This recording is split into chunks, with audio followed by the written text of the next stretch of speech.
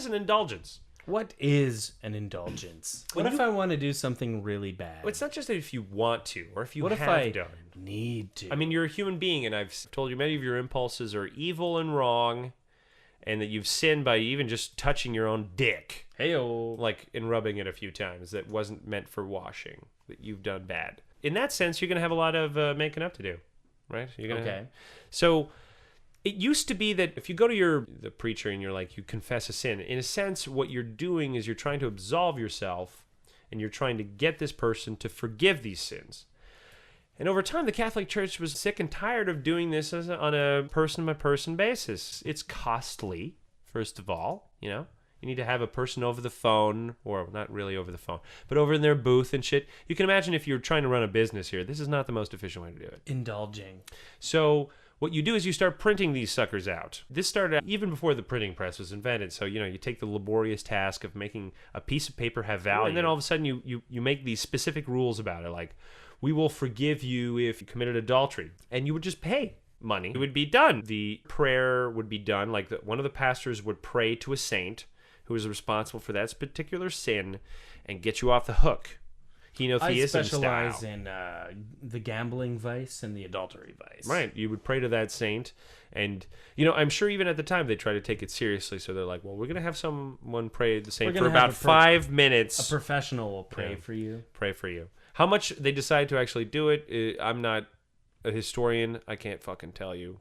But it became very popular in the Middle Ages, and obviously it meant that rich people could get away with a lot more. But, I mean, is that different from today? I mean, come on, seriously. I mean, they did pay. They fucking paid. They paid.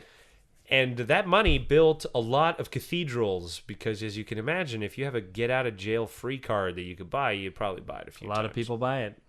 And this is you believe that this is the fucking reality of the world. You've been told that your entire life because you've been raised, if you want, by a corporation. What they're pimping is God, and you've been buying it for a very long time, so they have complete fucking control over you.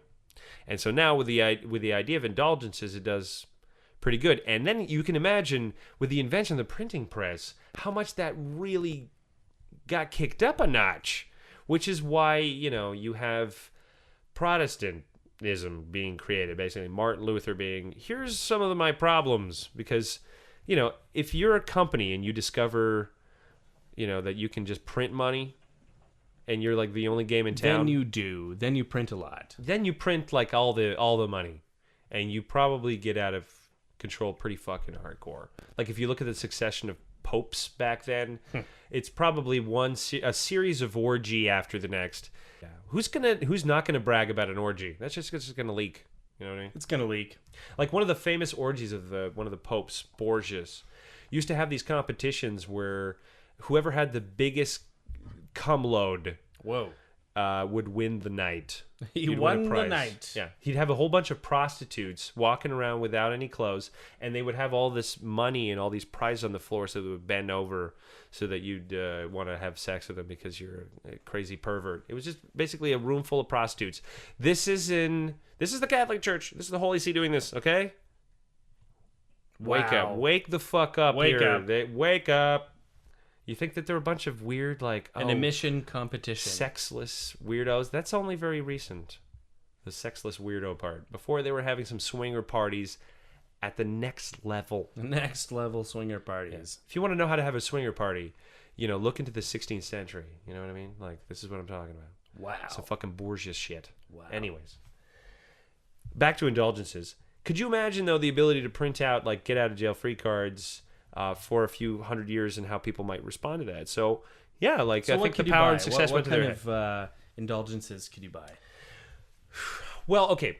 There was the indulgences that you bought in terms of, the money, but I would consider the Inquisitions, all 9 of them, well, depending on how you count, to be forms of indulgences. Because if you went there, regardless of what you had done with your entire life, if you went out and murdered for the Pope, you would be forgiven for those things. Solid.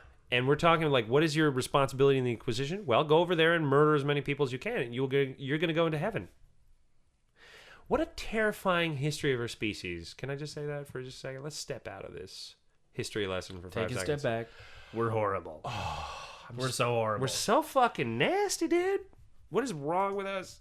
Yeah, but they're not part of your little tribe, so it's all good, man. That is literally how all people good. felt for a long time and how we still feel in many parts of the world. I don't know. Do you feel that way?